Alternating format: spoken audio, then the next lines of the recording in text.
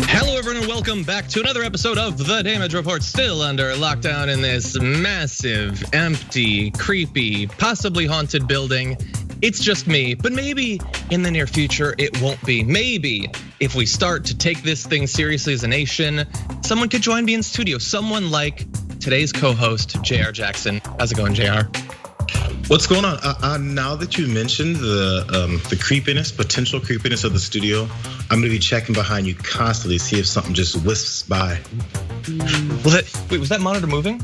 Oh, the stars are moving. That's a little bit creepy. I think I'll get used to it, but yeah, it's a big wide open building and the whole neighborhood. It's just these huge empty buildings. It's weird. It very much feels apocalyptic. Like I'm like going through to see if there's any clean water. Anyway, no, but I'm glad to have you on, Jayar. You generally come on for Big News Wednesdays. And I think that today's a pretty big news Wednesday. Not necessarily good news, although we do have a bit of that, and it's certainly been in short supply during 2020. So that should be a little bit of fun. But if you are already here in the stream, please hit the like button. You can share it, let people know that this thing is active, because the algorithm sometimes favors us. It puts, its hand on our shoulder, but sometimes not. Give it a little boost, tell it to do the right thing.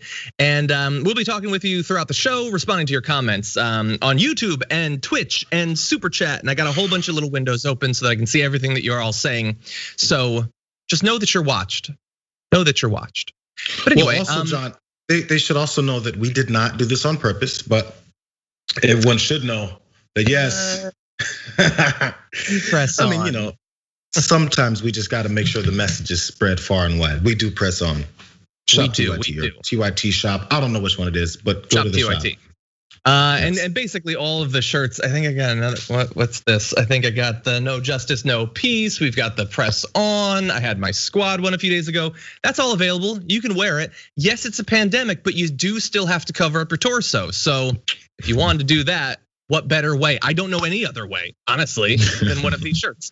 And by the way, the We Press On is part of our fundraising drive that we're having throughout the year, because all of us at TYT like what we're doing and want to be employed. So if you can help us to achieve that goal, please go to tyt.com/go and support us if you can. I know that many of you support us by being members and by sending in super chats, some of which have already come in, which we'll be reading soon. And whichever form it comes in, we definitely appreciate your support, even if it just comes in the form of watching the show, talking to us in the comments and things like that. We really do appreciate it. And with that, why don't we transition to the first of our many awesome topics? Yeah. This one's less awesome, more depressing. We're gonna talk about it either way.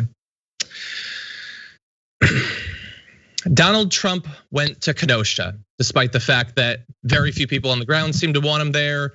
The leadership of the state didn't want him there, but he wasn't gonna be stopped. And so he went, and it was presidential in the way that Donald Trump being there would be. Here's his intro. It's a great honor. If you feel more comfortable, you'll say a couple of words. You might want to take the masks off. Otherwise, you can leave them on. Either way you want. Look how fast you took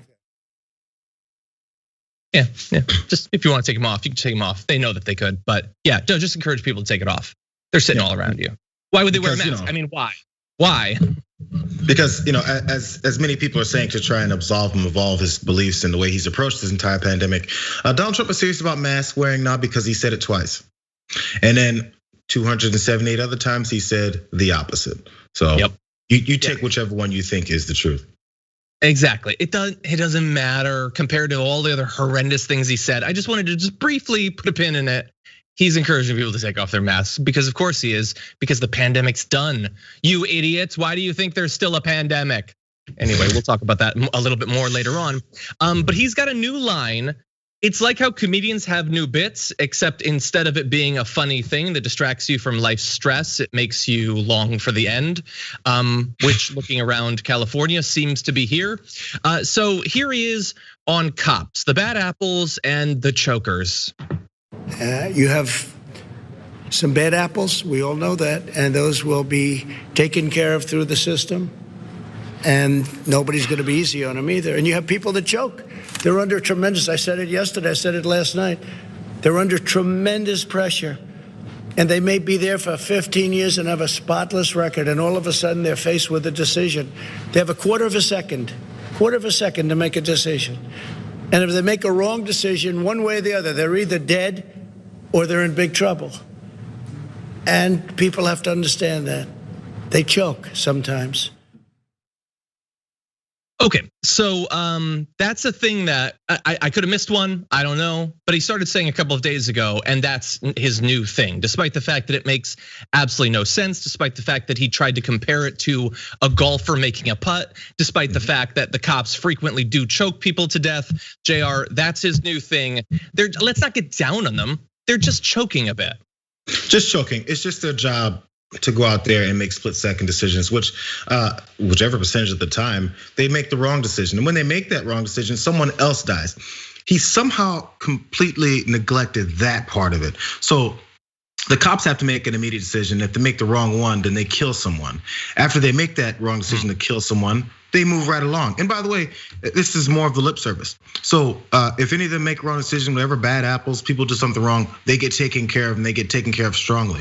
Follow-up question, Mr. President, how, when, and what is it that actually happens to these cops when they make the wrong decision and they get held responsible strongly? What does that mean? What cases did this happen in where they get handled strongly, besides the 3 that we heard about where they actually were handled strongly? Has it happened yet with Breonna Taylor? No, it hasn't happened yet with Breonna Taylor. Has it happened with these last few things that have sparked all these protests? No, it hasn't happened there either. But they're handled strongly just because he said so. Ignore the reality and listen to what he said, that they just, because they're handled, and they'll be handled strongly. So also he's pushing this line of choking out, as you mentioned. He first floated that on Laura Ingram's show. And even Laura Ingraham, who was his unofficial advisor along with Sean Hannity, said before he could finish that ridiculous point, she said, well, you don't mean golf. You're not comparing it to golf. She didn't ask him, she goes, Trump, you're not comparing it to golf. It was like one of those nodding things. You're like, let me get the dummy to realize that this is a bad analogy to make. You didn't mean that, right, Donald? And he goes, oh no, I didn't mean it that way. I'm just gonna say it several more times. You start listening to your advisors, your Fox News advisors. I mean, she's protecting him, I guess. But yeah, and just every time I hear it, and you're gonna hear it, 100 times over the next 3 months, because he can hold like 3 thoughts in his mind. And one of them is always gonna be, could someone get me a Diet Coke? So there's only room for like choking and one other thing.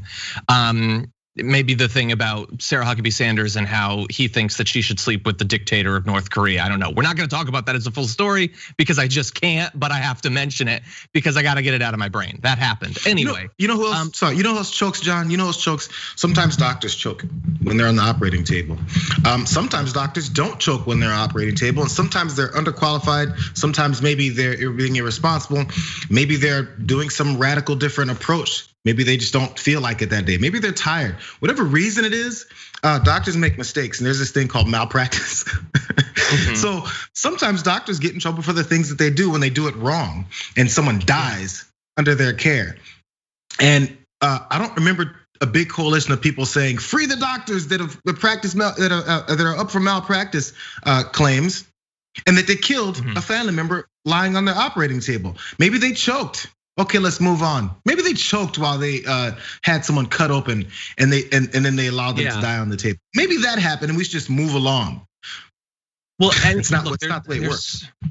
There's so much about this that just makes me so mad, and I hate that we even have to talk about it. But you choke in situations that have high stakes that don't actually mean anything.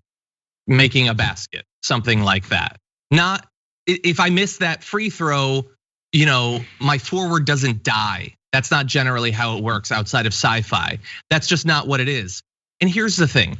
Let's say that Trump is right, which feels weird. I feel a little bit queasy. If they are just choking and it's like, God, the pressure got to them. How about this? Let's not have them have guns. That way, if they choke, nobody gets shot. I think that's an interesting way to look at it. If high pressure situations lead to a bunch of people unfortunately, unnecessarily, and tragically getting shot, maybe take the gun away. Much harder to shoot a person without a gun. I've run the tests. It's really hard.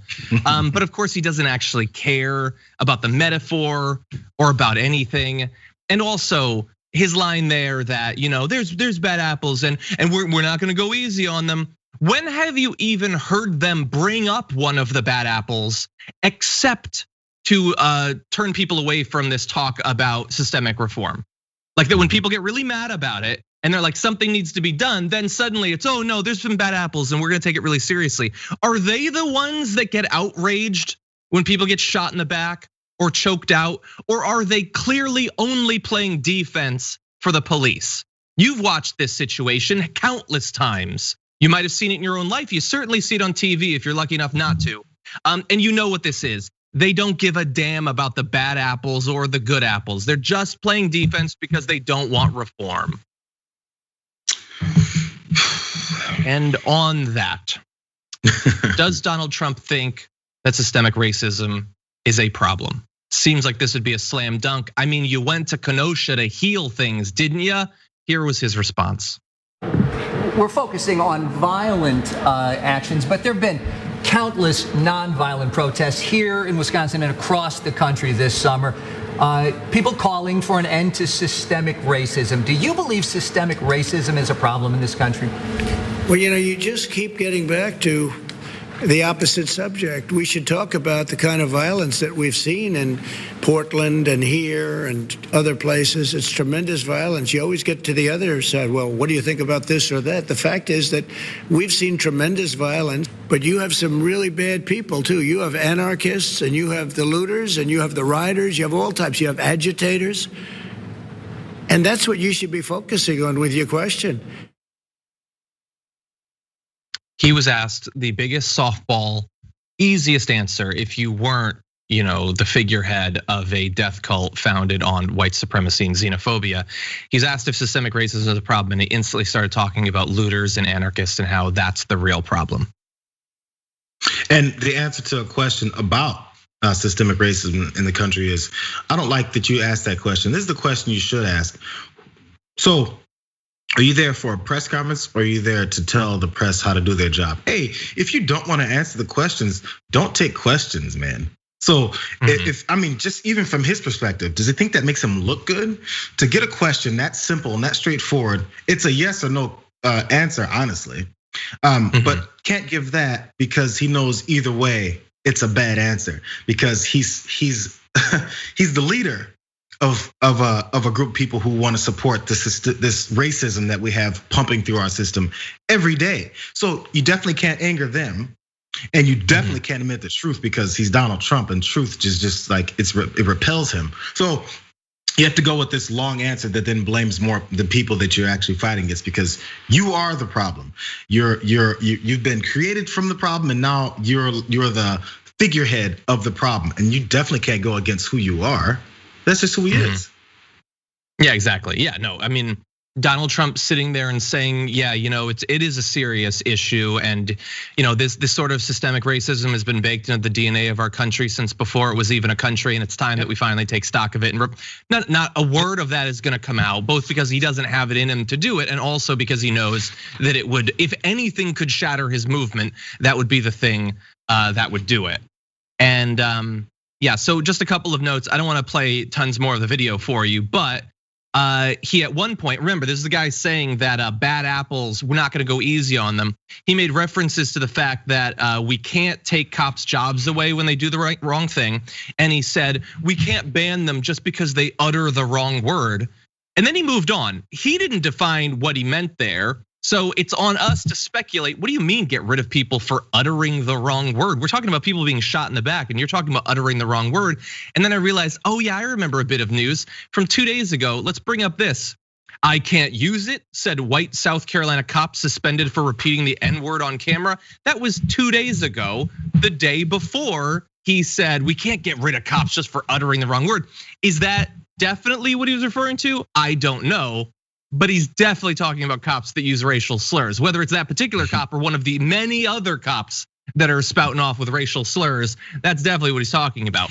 Because when you, a full-grown adult in a position of power with the power of life and death over the people around you, when you repeatedly utter the N-word, you just uttered the wrong word. It doesn't say anything about you. Shouldn't lead anyone to be scared of you having a gun or anything like that.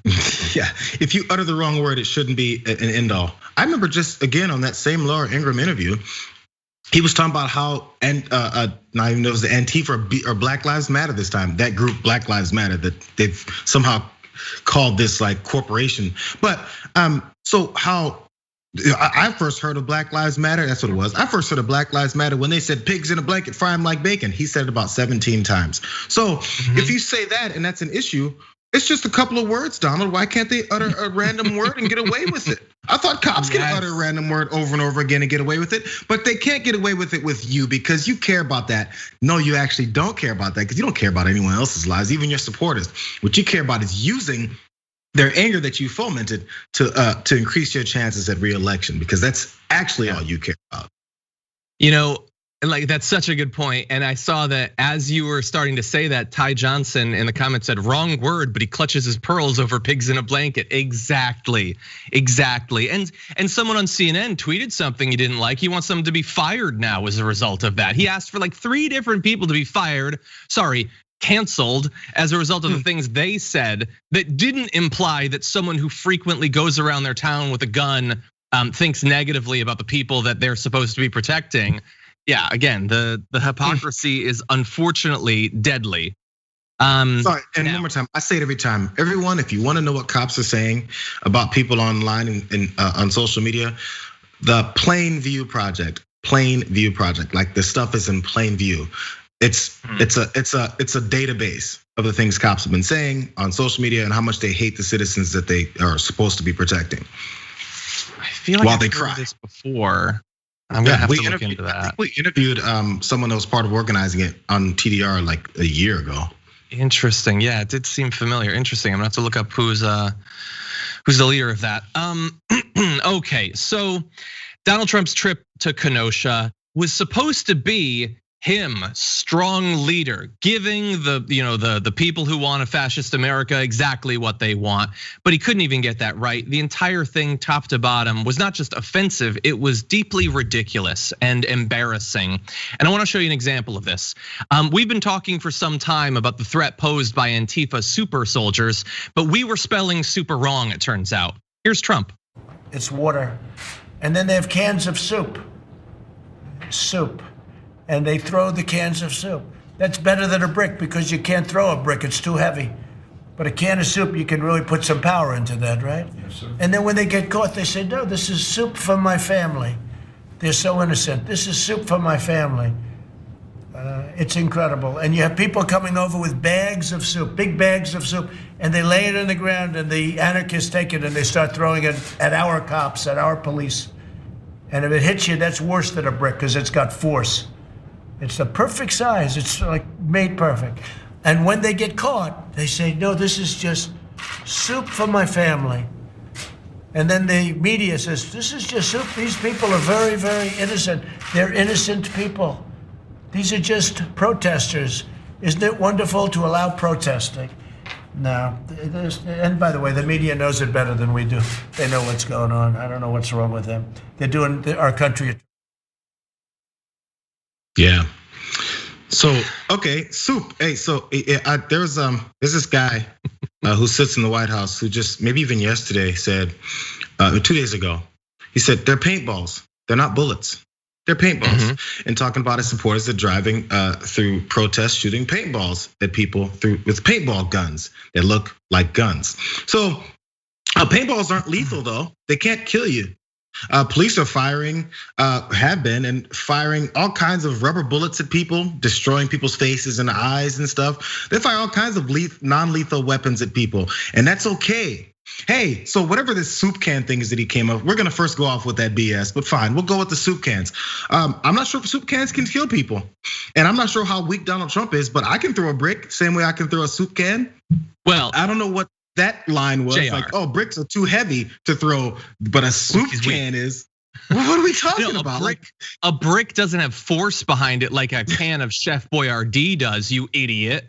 Obviously, wait. And you're acting like, okay, I understand it's generally you eat a can of soup, but that doesn't mean it's not a weapon of mass destruction. Don't you remember when Luke Skywalker beamed the Death Star with a can of chili?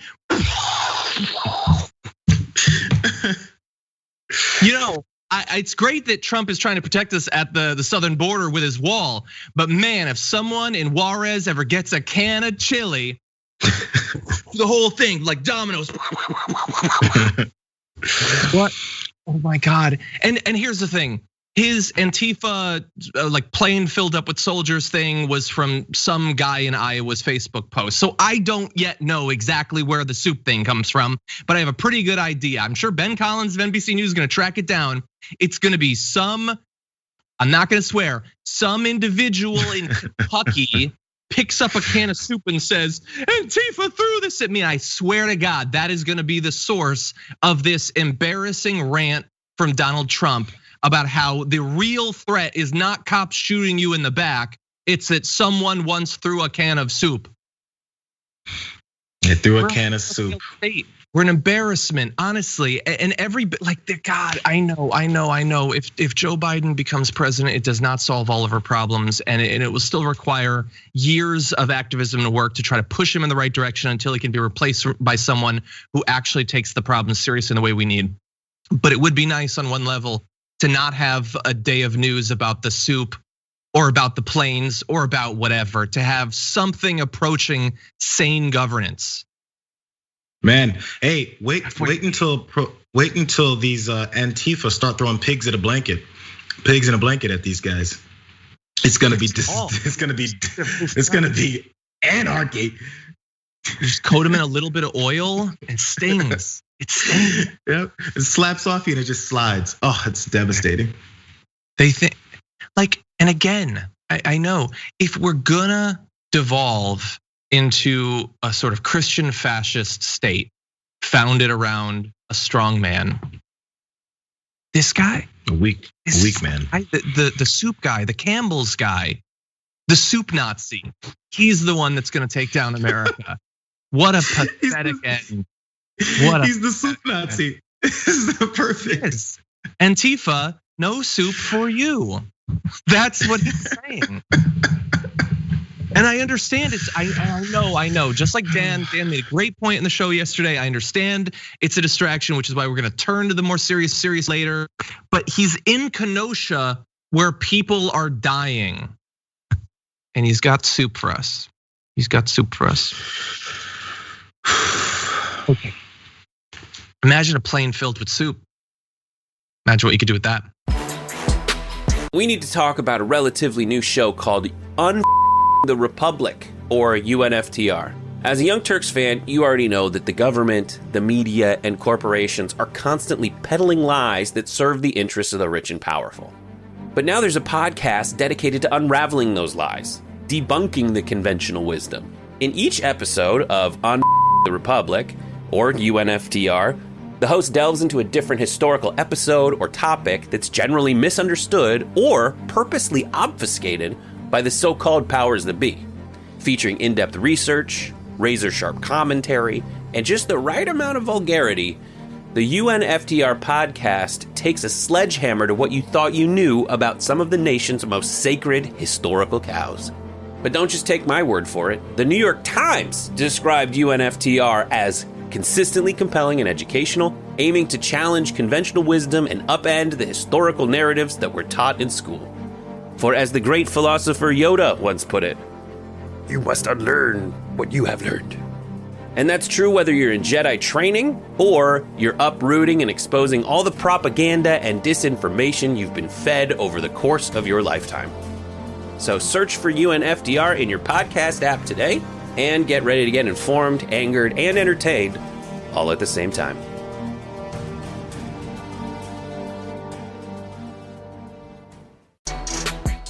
Down goes Kennedy. They said it couldn't be done. In fact, they said it had never been done. A Kennedy had never lost a statewide race in Massachusetts, but there's a first time for everything. Let's bring up the results of Ed Markey's race against Joseph Kennedy. With Edward Markey winning 55.5% to 44.5%, at least when I took that screenshot. I don't know what the final result is gonna be, but the final result is gonna be that Ed Markey won re-election. So that is certainly good. I had been worried because it's a Kennedy, because he got $1 billion, because he was getting endorsements, from the Democratic establishment, which doesn't save all of their incumbents, but can save some. And the idea that Ed Markey, after leading the charge on the Green New Deal over the past 2 years, neck and neck with AOC, like him in the Senate, her in the House, working with activists that he would be taken down by Kennedy, who with 2 years to explain why he's challenging Markey, never came up with an explanation. That would have been a truly depressing moment. But here, thankfully, Markey has won. There's some good news. This says a lot. It says a lot, John. So, I mean, as we know, anytime the Democratic establishment comes with someone like a Kennedy to take the spot of a progressive in office, it really shows just how important it is to them that this isn't the way things go for the Democratic Party. They're like, okay, there's plenty of potential challengers, but let's come with a Kennedy on this one, because Kennedys don't lose, as we all have been talking about so much. And there's no way we can lose this because Kennedys just don't lose. And we're gonna go ahead and get Speaker of the House to endorse him. That's gonna help galvanize this effort, and it's just all gonna be over. That's a lot of focus and attention on the progressive, because that's what's so threatening. It's so threatening to have policies and an agenda that help the American people, that you're like, let's bring this established name. So much so that, again, Nancy Pelosi decided to be upset when someone came forward and disparaged the name of the Kennedys. You can't do that. This is only politics. Hey, I thought in politics you're supposed to talk about your opponent and criticize what they're doing wrong and how you're gonna do it differently. But you can't do that with a Kennedy because they're untouchable.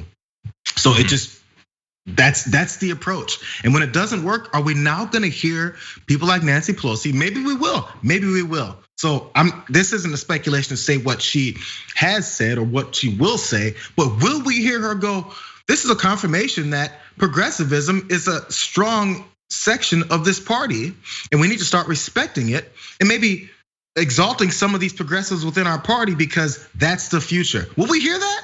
This is a confirmation of that. This is a confirmation that I said before, after members of the squad came and all of us went crazy. I was like, I'm waiting for the confirmation of these elections, of the AOCs and the Rashida Tlaibs and Ilhan Omars. I need to see that confirmation to make sure we know this is the direction and there's enough of an effort behind it for it to continue on. This is one of those confirmations. Now, we'll see it. Will the establishment see it? Because I guarantee you, if an establishment figure wins, which one did, we're gonna hear them say, this galvanizes our effort to continue forward with this particular candidate, because this particular candidate espoused values of the Democratic Party, and it's the way we're going to go forward in this country, defeat Donald Trump. That's just the way they're gonna push it, because that's a political thing to say. But when it happens against you, will you say the opposite? Hell no, you won't. Yeah, I'm sorry, I predicted what she'll say. I didn't mean to, but hell no, she won't. Yeah, and look, it was close. And the thing is, I mean, Markey's on the older side, and so does Elizabeth Warren. So it's not like Kennedy's not gonna run again in a few years or 6 years or 10 years or whatever. He'll inevitably do it. So just gotta make sure that we've got a good progressive to run against him. And what do you know? There are some good progressives in Massachusetts that in 4 or 6 or 10 years might be looking to move up to the Senate. Also in New York, we'll see about that soon. That's one of the only things keep me going. So I just want to give you a little bit from last night, the reactions to the results. Here's a little bit of Ed Markey during his victory speech. Growing up, my father told me, don't beg for your rights. You organize and you take them. So to the young people fighting in this movement for change, here is my charge to you. March in the streets, protest, run for school committee or city council or the state legislature and win.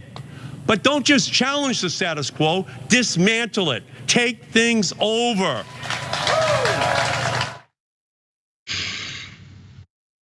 Nice, and the establishment went against him. Nancy Pelosi with her last minute endorsement of him, I believe Schumer as well. And then also you got like Beto O'Rourke. Like Beto O'Rourke is not going to miss an opportunity to make the wrong choice. He is always gonna be there. Hey, that's a disaster, wait, hold up. I gotta get in on that. Anyway, somebody catch that bus. Throw me now. Anyway, I need to throw myself under the bus. So there he talked about activists, tearing down the establishment, fighting for it and all that. And obviously there's one group, above all else that was involved with Markey both before and during the election. And that was the Sunrise Movement, who tweeted, "We made history."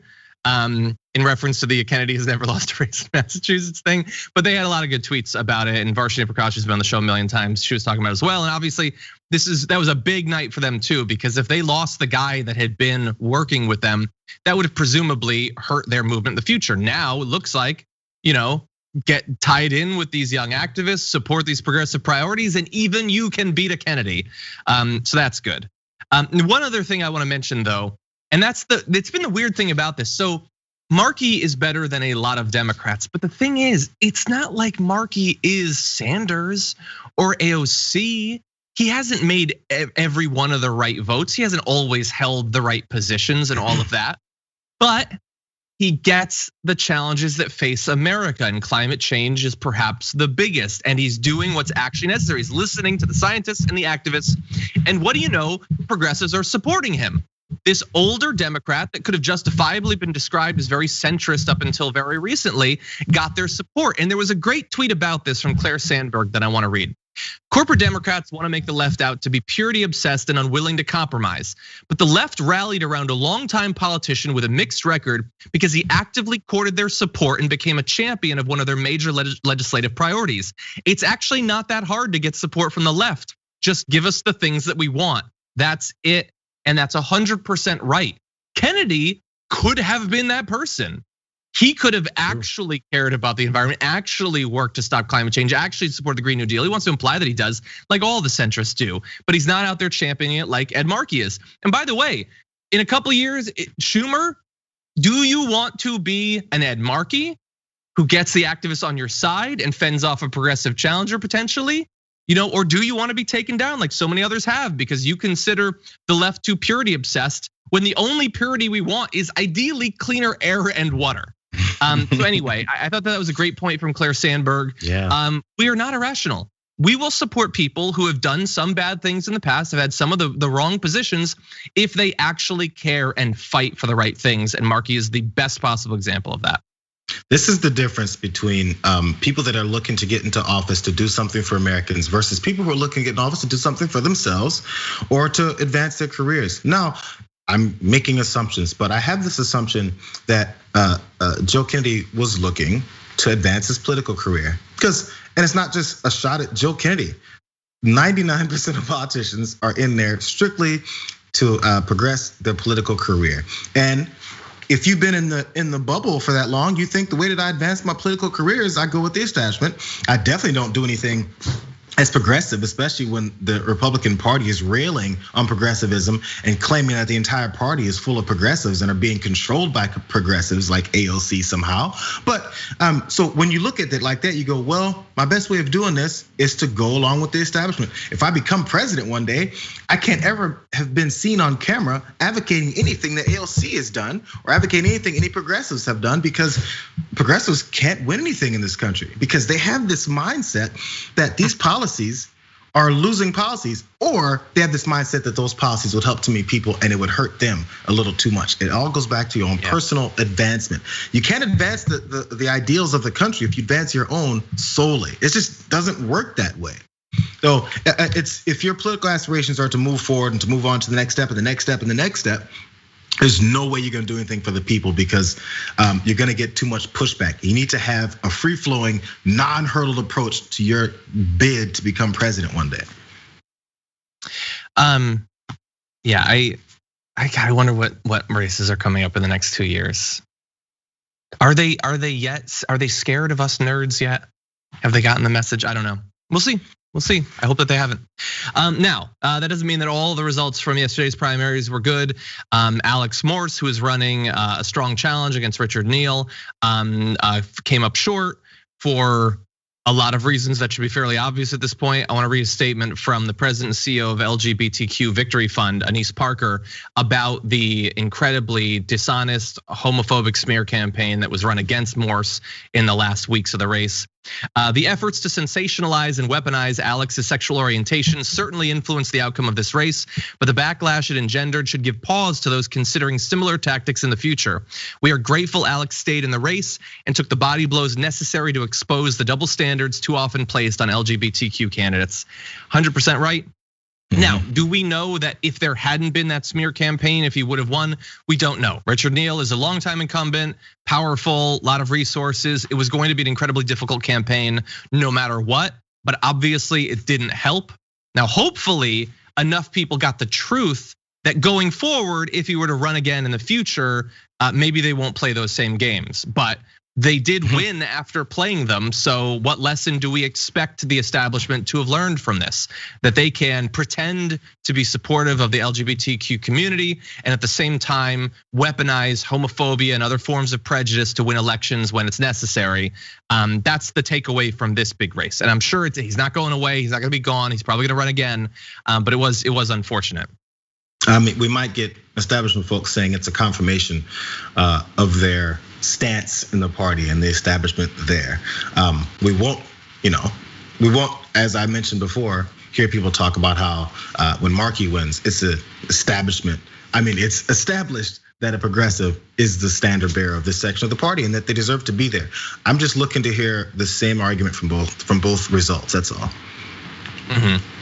Yeah, and God, and at least, it's one thing when like the candidate does the dirty tricks, but Richard Neal he just sits in the back, and his people coordinate on this. Long time out from the election, they roll it out, and it's all revealed. The Intercept and Ryan Grimm, and others did a great job of revealing it. But unfortunately, disinformation is always going to be more powerful than the corrections that come afterward. Even with the best efforts of journalists, that's why it's so powerful. That's why they do it. They didn't do it. Not a single person involved in this scheme did it because they were genuinely worried about Alex Morse courting the young in that. Nobody thought that. Nobody was worried about it. Nobody thought it was serious. They were lying because they knew lying worked. And the thing is, whether you're one of these centrist Dems or on the left, we're supposed to be united in fighting the whole Trump thing. And the whole Trump thing, a big portion of that is no holds barred, the ends justify the means politics, founded in xenophobia, hatred, and dishonesty. And we got a heavy helping of that in this race. And I don't want to see people running and winning Democratic seats using the tactics of Donald Trump and Matt Gaetz and God knows who else. But that's unfortunately what we got here. Not too many weeks ago, the Republicans decided, that stimulus that we're doing for the millions upon millions of Americans that have lost their jobs, I don't even care about that anymore. Let's just let it lapse. And so they did. And so the enhanced unemployment largely went away. Donald Trump had his little executive order that to a limited extent for some people might have given about half of that, maybe with a massive delay, and I honestly don't even know if anyone's receiving it yet. But the Senate Republicans didn't care at all. And we said at the time, that seems horrific because these people desperately need the help. And it turns out, they desperately needed the help. So let's take a look at the percentage of unemployed struggling to pay their bills following that decision. And you can see there, you've got from early May on through June, July, and August. And they did little snapshots of what percent can't afford to pay their bills. Back in May, it was about 31%. And we as a nation decided we're gonna help these people, we're gonna give them some help. And that went down to just 19% in June. And then July, it starts going up. And by near the end of August, it's up to 50%, almost double what it was back in May. Because when people lose their jobs and there's no new jobs for them to get, and the government decides they're not gonna help them out, that can lead to economic ruin. And that's what we're seeing here. An ever rising percentage of the population simply can't afford to pay their bills. And it's only gonna get worse from here. We've got some numbers on evictions coming up, but Jayar, not surprising, I guess. Right, so this is what's happening to people every day, and the worries that go through people every day. Even as all these protests and things happen across the country, these other things sometimes get forgotten. Now, side note, this is something also was going down. There's this open and honestly, they're being straightforward now. The Senate Republicans are looking to pass another stimulus package. Now, Mitch McConnell went to Mark Meadows and Steve Mnuchin, who were part of the administration, obviously, and was coordinating this effort to make sure they protect the vulnerable Republicans like Susan Collins, Tom Tillis in North Carolina. They're hoping to deliver some kind of an aid package to make them look better because they're looking like they're in a vulnerable position. We got to keep that Senate majority, right? In doing so, they're looking to pass a toned down, lessened relief package bill for the American people, strictly to make Republicans look good, not to help American people, to make Republicans look good, and then hoping the Democrats will be like, this is not enough. And then they'll move on. I mean, then the Democrats will say, no, we're not passing this thing. It's not enough for the American people, so that then they can flip that and say, look at how the Democrats are not looking to help the American people. This is the plan. And by the way, this isn't speculation, it's in an article. So a GOP aide said, moderate Democrats, especially in the House, are pushing for something like this, and it puts Democratic leaders in an awkward position. We can use that then to keep them from, or to try and fight to keep our majority in Congress or in the Senate.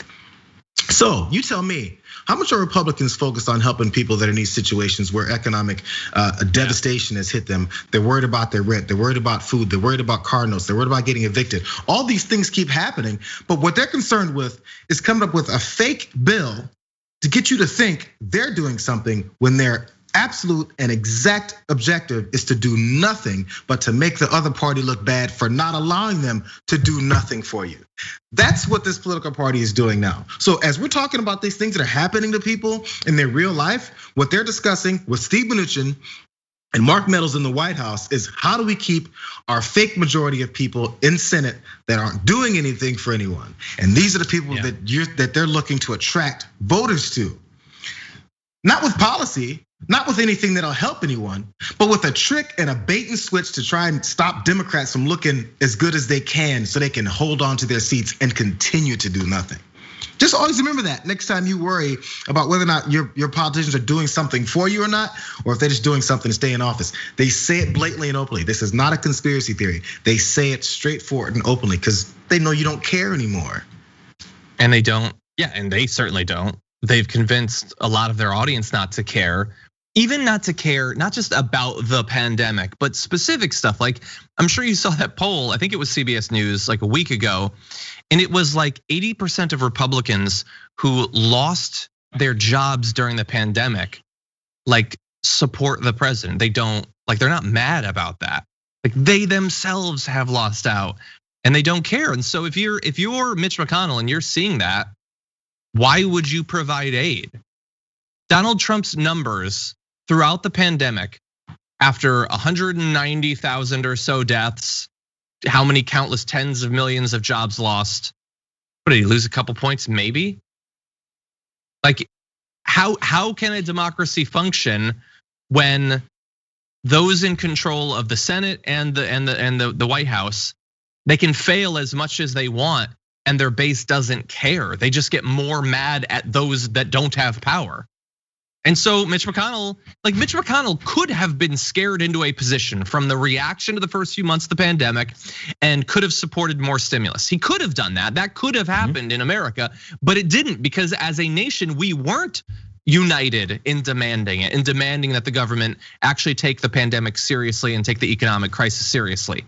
It was split, and so in government, it's split. And so maybe we'll get something. You know what? Maybe Mitch McConnell will do this cynical ploy and he'll put forward a bill that doesn't actually help all that much. And Nancy Pelosi will either fall into the trap or think, I guess this is literally the only thing we're gonna get. And either way, it's going to result in perhaps a little bit of help that won't actually be nearly enough to save people's apartments and businesses, all of this stuff. And that's sort of the best case scenario at this point, because even if Biden wins, he's not gonna be president for more than 6 months. So. Yeah, I know you've had that prediction going for a while now. What?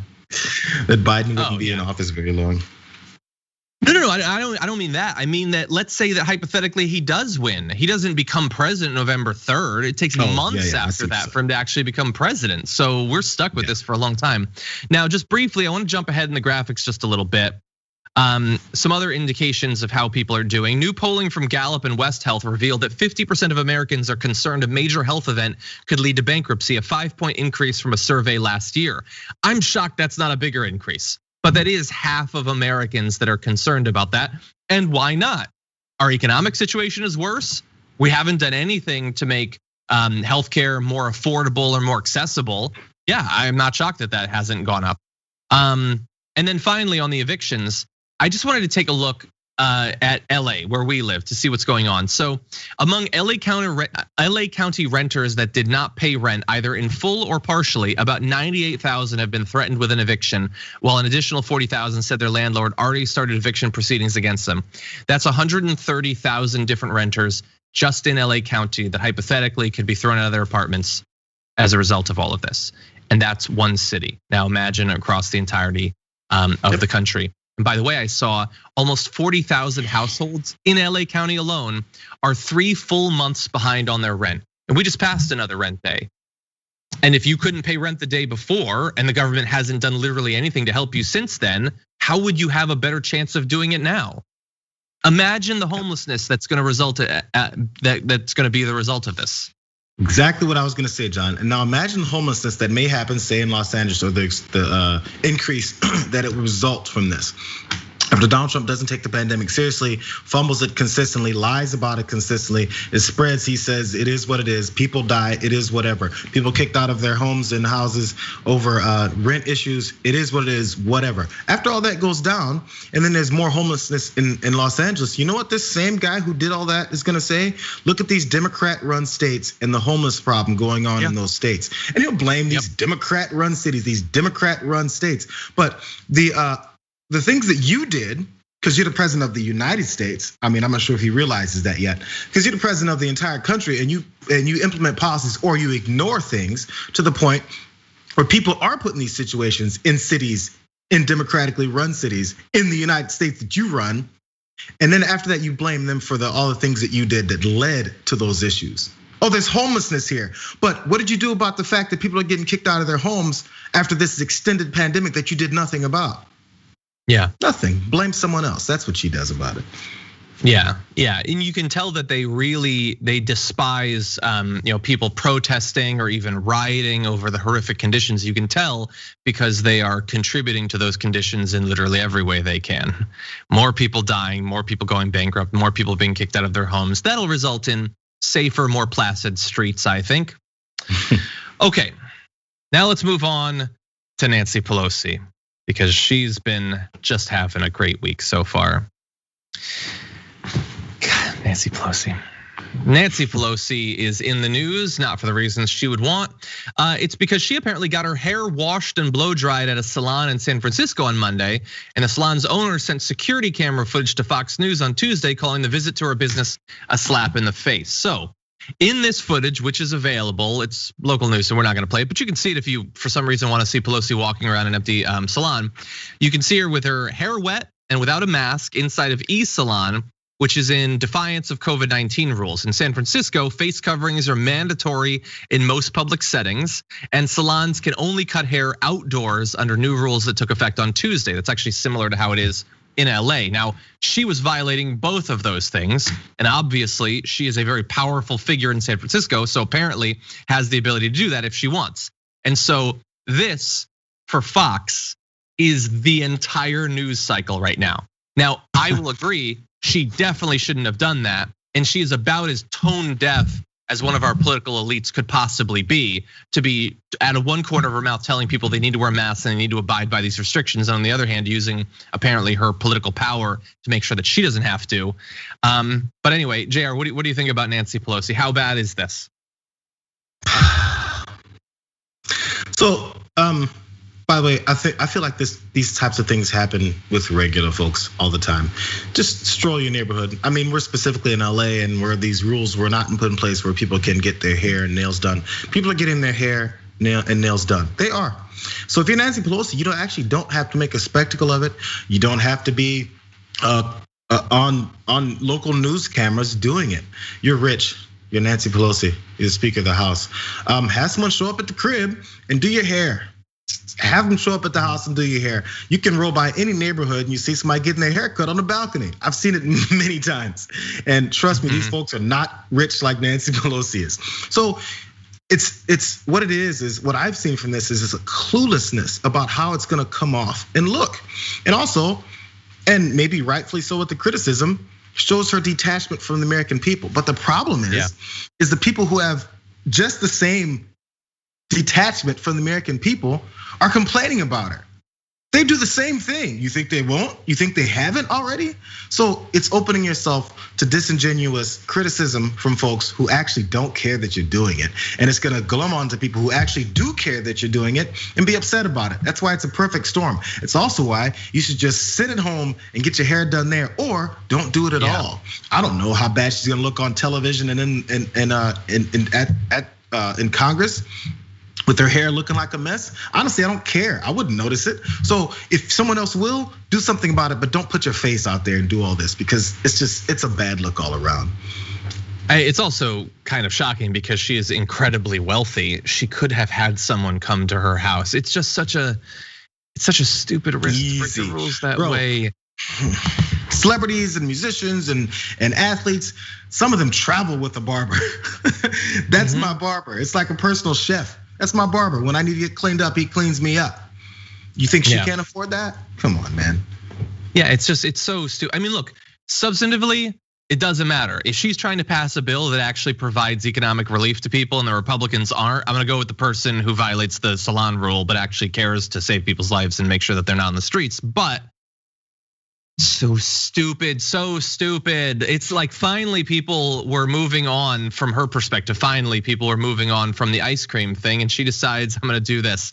And so look, a spokesperson for Nancy Pelosi says this business offered for the speaker to come in on Monday and told her they were allowed by the city to have one customer at a time in the business. The speaker, who complied with the rules, is presented to her by the establishment. Is that true? I have no idea. The salon owner sent the tape, but apparently they rent out chairs to someone that hypothetically could have told Nancy Pelosi that. I don't know. It's still stupid either way. Leave your mask on. You don't need it to be taken off while you're doing this. And because of course they're gonna pounce, and they are, with Donald Trump tweeting, crazy Nancy Pelosi is being decimated for having a beauty parlor opened when all others are closed. They're not closed, they just have to be outside.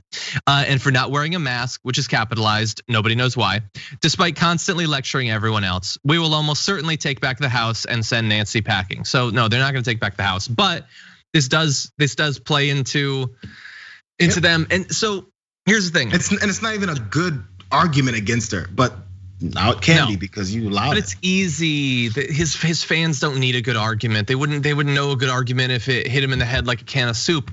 They just want something that makes them feel good. So here's the thing. Trump there, thankfully, taking the pandemic seriously because he understands that we can't be breaking the rules and we do have to wear a mask. He's finally acknowledging that. So I assume he's going to take the pandemic really seriously.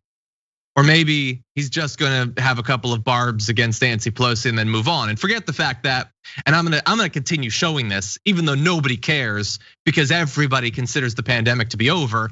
But as of the most recent reporting, 1,022 COVID-19 deaths were reported in a 24-hour period. Again and again and again and again, day after day after day after day, 1,000 plus people die. How many months are we going to accept this before we finally lose it? And unfortunately, it works in the opposite direction. People just get so beaten down by the fact that 1,000 people are dying needlessly every single day and will for literally months that they just forget about the entire thing. And that's what the country has largely done. Maybe the Nancy Pelosi thing will get people to actually think about the fact that we're still in a pandemic at the very least. No. But so far the reaction doesn't imply to me that people are gonna come out of this story taking it more seriously. Nope, including Donald Trump, who decided to think he could use it for some kind of, that's not even gonna work, honestly. Anyone who's already following around behind him, I'm just gonna keep censoring myself here. But anyone who follows around behind him doesn't really care which approach he takes to attack Nancy Pelosi or anyone else. They'll eat it up. Because I mean, we've seen the BS he throws around, Men in Black on airplanes. Because I don't know, he's listening to too many Will Smith songs. But it doesn't matter what you say, they're gonna follow you. So as empty as this criticism is, yeah, sure, they'll take it. Yeah, they're gonna do it. Snesley Wipes on Twitch says, Pelosi just choked, guys. Yeah, it was like a high pressure thing. Should I wear my mask? Should I not? I choked. At least nobody died. That's good. People choke sometimes, they just choke. Donald Trump wants to assure you that he is not having a series of mini strokes, which is totally a normal thing that people just bring up. I want to assure you that I didn't have a seizure earlier today. People just say that stuff, right? Okay, so what are we talking about? Well, way back on Saturday, November 16th of 2019, President Donald Trump made an unexpected visit to Walter Reed Medical Center in Bethesda, Maryland. Now, this was written about recently by New York Times reporter Gabriel Debenedetti, who notes that in this Schmidt book, which is one of the sort of analyses of behind the scenes stuff of Trump that we get all the time, reports that the White House wanted Mike Pence on standby to take over the powers of the president temporarily if Trump had to undergo a procedure that would have required him to be anesthetized. The vice president never had to take this step. Now that's where the book and the reporting ends. And for some reason, back on September 1st, Trump tweeted, "It never ends." Now they are trying to say that your favorite president, me, went to Walter Reed Medical Center having suffered a series of mini strokes. Never happened to this candidate. Fake news. Perhaps they were referring to another candidate from another party. First of all, when you say they're referring, who's referring? Because nobody is talking about a series of mini strokes. Now there was a guy from CNN that tweeted, did he have a stroke or something? That's it. The book wasn't specific as to any medical problems. The reporting by the New York Times about it wasn't specific. Only that tweet even used the word stroke. Nobody said anything about a series of mini strokes. And yet Donald Trump wants to ensure that you know that it's not a tumor. I don't know why, but I think we can imagine, Jayar. Is this as simple as it seems? Well, it's Donald Trump, so it's even simpler than it seems.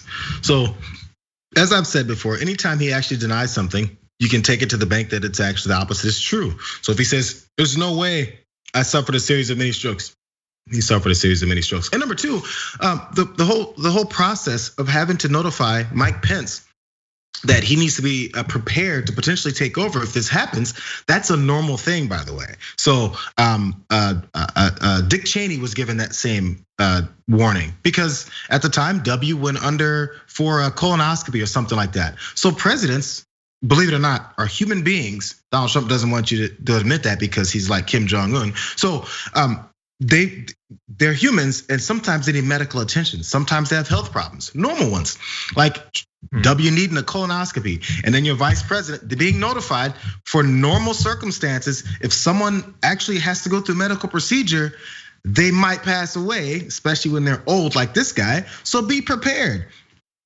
It would be, if you just admit it, it's normal. Now, if you start lying about it, it makes people start saying, well, why would you lie about it? What was it then? That's the question that comes from your horrible denials because you don't even know how to lie. But also the reason he doesn't know how to lie is because he never had to actually convince anyone he was lying. He just says stuff and people buy it. Yeah,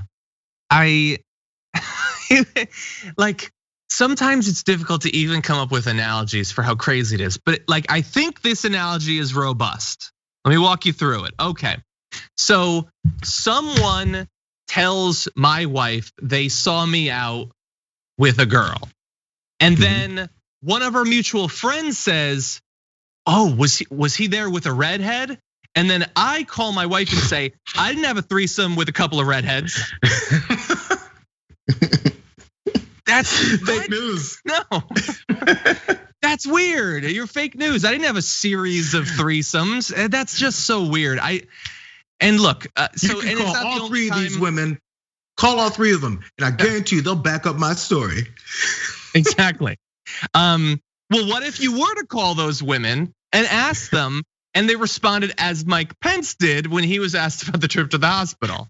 Their candidate from another party. This refers to Michael Schmidt's book where he says the president went to Walter Reed, which in fact happened in November of last year. He says in the book that you were put on alert to take control, to take office essentially, if he went under for anesthesia. Is that true?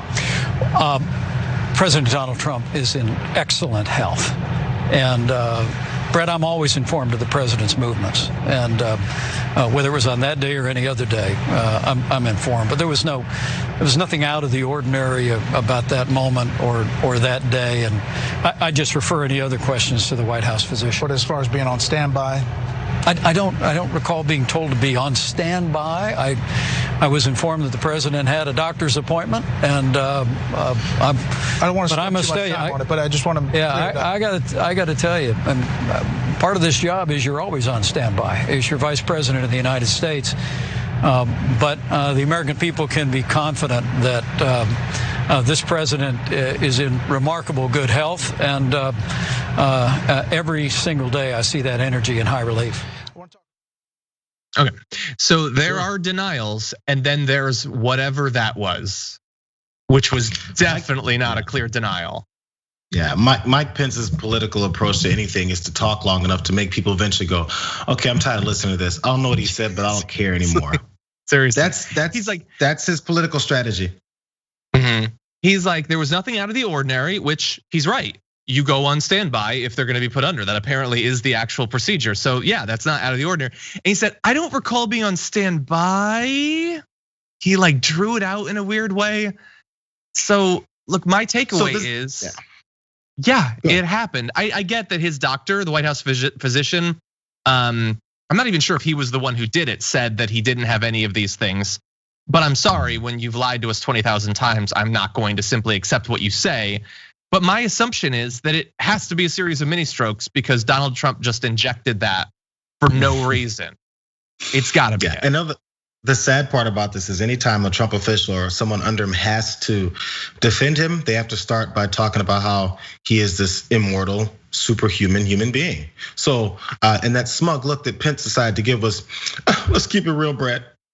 The president is in the best shape ever in the world, and I'm on top of that every day. So if you're on top of every time his health and how in shape he is and where he goes and everything he does, how are you not sure if they told you to be on standby? I thought you were just so definite. You know everything, every move this president makes. I watch it and I'm in awe. I wish it was me. So you know everything about him, but you don't know if you were on standby. Come on, bro. Come on, bro. Which one is it? In 2 sentences to contradict yourself, because by the way, that's what happens when you lie for the president. You either contradict yourself in 5 seconds or he contradicts you in 30 minutes. Yeah, I want to make one final point. I am covering this because it's real weird. That's why I'm covering it. However, I want to be very clear, and feel free to disagree with me. It doesn't matter. Like if he had a series of mini strokes and was hospitalized to deal with it, he could just say that.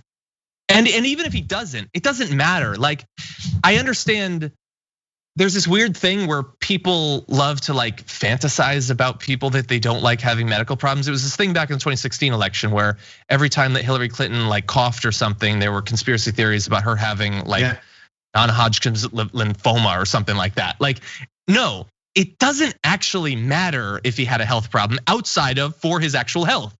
It doesn't mean that he suddenly will not be president anymore or that they're gonna 25th Amendment him or anything like that. It's not gonna shift any votes. It doesn't matter. I care about the truth, so I'm gonna try to get to it based on the evidence we have, but it doesn't matter. We don't win if he has a stroke. So just to be clear about that, and I understand that I'm being like Buzz Killington here, and the story is fun because it's insane. But it doesn't actually matter. You don't win just because you spin conspiracy theories about people having pneumonia and stuff like that. It doesn't have anything to do with the power they exert in office, which will continue regardless of their health problems, just to be clear. John, you're living in a reality-based world. In Donald Trump's world, it's weakness to be sick. And if you admit to being sick, you're weak. And if you're weak, he can't continue to push the narrative that everyone else is weak and that everyone else is low energy and that everyone else is about to die, that everyone else is in mental decline. Because now, if it doesn't matter anymore, then he can't use that as a political weapon. That's one of his main political weapons. It's also why he can't talk about the violence of his supporters, because that's his political weapon, to say the other side. So everything he claims about one side to pursue his political aspirations, he can't admit to an iota of that happening for him and his side because it eliminates it. You know, they have BS argument. You can't throw any kind of truth to it. It's this weird thing where, he can't admit it. It's this weird thing where they can't admit to things that have nothing to do with you actually being strong or not, while all the time shouting in your face all the ways that they are weak and ignorant. Like you shouldn't wear a mask because it makes you look weak. I'm worried about cans of soup. Like I believe conspiracy. Like that's weakness. That's actual weakness. Having strokes when you're an elderly man is not weakness. So like American masculinity is designed to switch those two things, to make weakness strength and strength weakness. And unfortunately, it's people like that have power. Remember those times over the past few years where we talked about the possibility that things like deep fakes and other sorts of video manipulations could make their way into an American political campaign? Well, we are way there already, with multiple videos being shared far and wide that are 100% dishonest. And joining us now to break it down is reporter at TheWrap, Lindsey Ellefson. Welcome back to the Damage Report. Hi, nice to be back. It's good to have you here. So you wrote recently about some video manipulations that were done of Joe Biden. What form did those come in? All right, so that particular one that I wrote about was an old interview from about 7 or 8 years ago of Harry Belafonte, who fell asleep during an interview where he was supposed to be on television, and they talked to him and he was just out. His representative at the time said that he wasn't asleep, but you can watch the video and decide for yourself. For people in Trump's orbit, people who work at the White House, in particular, the communications director and social media person at the White House shared a mock-up of this video where instead of Harry Belafonte a couple years ago being asleep, it's Joe Biden. And it's just Joe Biden appearing to be looking down, his eyes are closed, he looks like he's asleep. If you weren't paying close attention, you would really think that he was. There were even some snoring sounds added in there. And there was no wording shared with the video. There was no caption. It's just a fake video with the screen of Biden looking like he's passed out while he's supposed to be on television. And how did Twitter react to this once it was relatively quickly discovered that it wasn't authentic? Yeah, Twitter put a little badge on it that said that was manipulated media, that it qualified for the badge, which isn't exactly rare. They've been using that badge. They used it again on Sunday. Actually, Steve Scalise shared a manipulated media as well, but he deleted his video. So Twitter had 2 high-profile usage of manipulated media over the weekend, and that was just one of them, the phony sleeping Biden interview that never really happened. And so I understand those are 2 different sources. One is sort of the Trump campaign, the other is Steve Scalise. They're not necessarily directly connected, but what is the response from those groups when it's discovered that they've manipulated things like this? Steve Scalise, with his tweet, which was also a Biden interview, a real Biden interview that was manipulated to include words that didn't actually happen in the order that they're presented in the video that he tweeted, he took his down. But that's because the activist who conducted the interview actually asked him directly to take the video down, and he complied, but had excuses saying, well, we added in these words from other parts of the interview to make it clearer what was going on. As far as Trump world with the phony sleeping Biden interview, nothing really. I saw a lot of fans rallying and saying, this is clearly a meme, it's funny, and you can get away with that. There's plausible deniability because there was no caption. There was nothing to indicate that they were saying it was real. They just posted the video and backed off. Yeah, and look, that's what they're gonna say when they get caught. But I don't think it is unfair to say the idea is to put it out there so that some people will believe that this happened. It's one thing for a fan of Trump to put something together. It's another for someone affiliated with the campaign to put it out there. And we can say, well, they didn't say it was real, but they also very clearly didn't imply that it was fake or a joke or a meme or whatever. I was going to say, if I were in charge of social media for a campaign like that, that would be the tactic that I used too. I didn't say it was real. I didn't say that it wasn't real. I didn't say anything. I just posted the video and let you decide if what you saw with your own eyes was real or fake. And if you weren't familiar with the Harry Belafonte video, which went viral years ago, why wouldn't you believe it? Has there been any indication from either Twitter or Facebook or anywhere else where future manipulations like this might be spread that they're going to take this more seriously, particularly in the context of a political campaign? Definitely. I feel every few weeks there's some new thing, especially on Twitter. Maybe they will label a Trump tweet, or they will hide a Trump tweet, or they will ask for a video to be removed. They will lock different affiliated accounts who are sharing misleading or inappropriate things. Like, this is sort of a news cycle that we see repeated every few days, especially as Trump and people in his orbit are tweeting out things that are maybe inappropriate, or in some cases a little bit dangerous, like when he tweeted out when the looting starts, the shooting starts. That one got covered up by Twitter. But they always say, oh, we take this seriously. Oh, we have meetings. We're looking into how we can prevent stuff like this happening in the future. And so far, it just looks like when there's a tweet that reaches a certain level, they put the little badge on it. You can click the badge. You can get the real information. And I think we will be seeing more of that, if not because they're being more serious, but because maybe we're going to be seeing more ridiculous tweets. I think that's a pretty safe bet. But switching things up, you've been writing recently about Bella Thorne and OnlyFans and the sort of uproar that came about as a result of her work there and some of the stuff that she's announced for the future. For people who might not have been following this, who's Bella Thorne? What is OnlyFans? Why is all of this such a big story? Okay.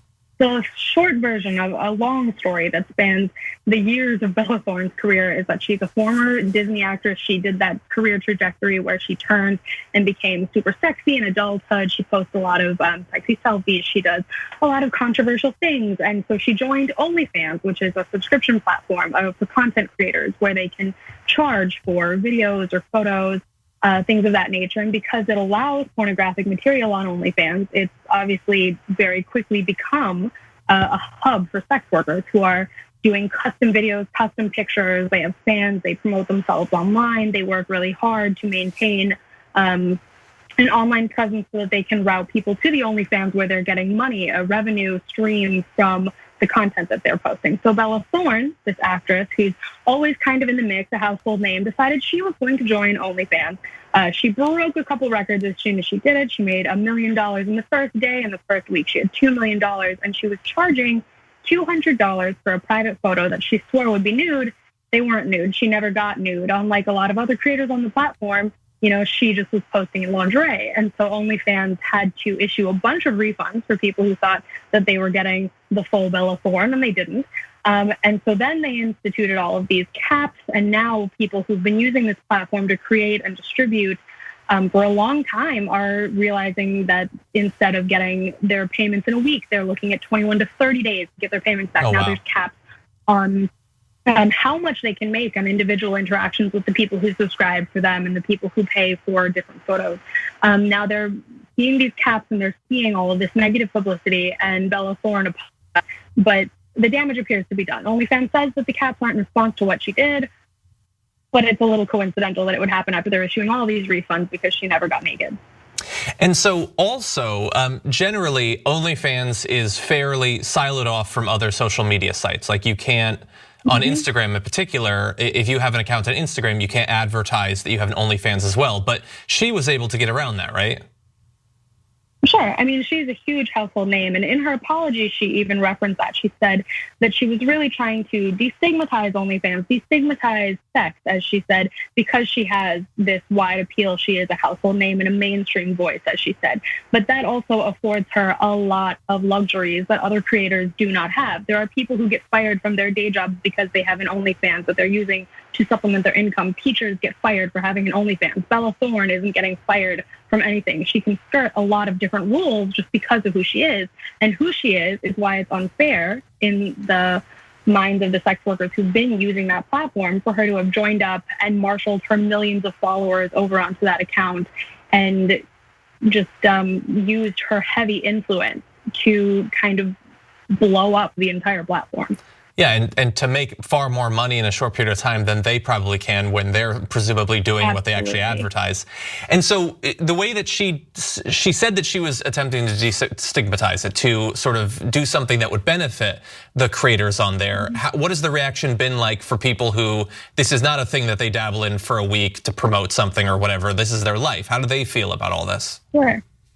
Oh, so far reactions are still extremely negative. She said she's meeting with people at OnlyFans. Is she going to? How will she prove that she did that? Because they're still putting out statements saying that the caps had nothing to do with her.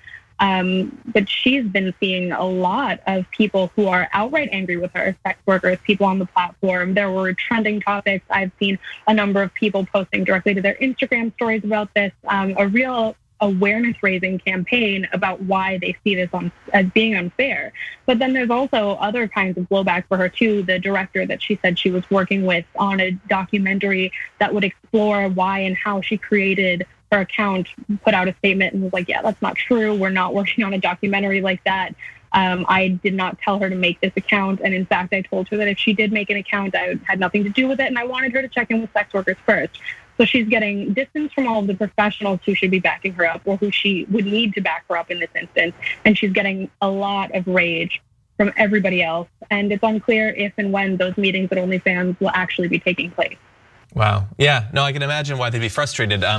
It's one thing perhaps for Bella Thorne to pop in and make a few $1 million, but if all of a sudden that's a thing that non-sex workers do, that they have these huge followings, they come in, they deceive their fans, they make a few $1 million. I assume if you've been grinding out an income on that, that's gonna be scary, that potential future. Sure, and risking your day job to meet that end and going as far as to post on your social media to raise awareness of your OnlyFans and who knows, risk alienation from your family, like risk a lot of violence. I mean, the kinds of people who are on there could be really vulnerable. You never know what kind of fan that you're going to entice. You never know if one day you're going to get somebody who's dangerous. Like they go through so much to put that content out there that she just cannot deal with because of who she is. Yeah. Well, it's great reporting. We'll see what ends up happening if that documentary does get off the ground, if this controversy leads to her having a little bit more input involvement in the actual people that she says she's doing this to benefit. But we really appreciate your work as always, Lindsey. Thank you for joining us. All right. Have a good day. You too.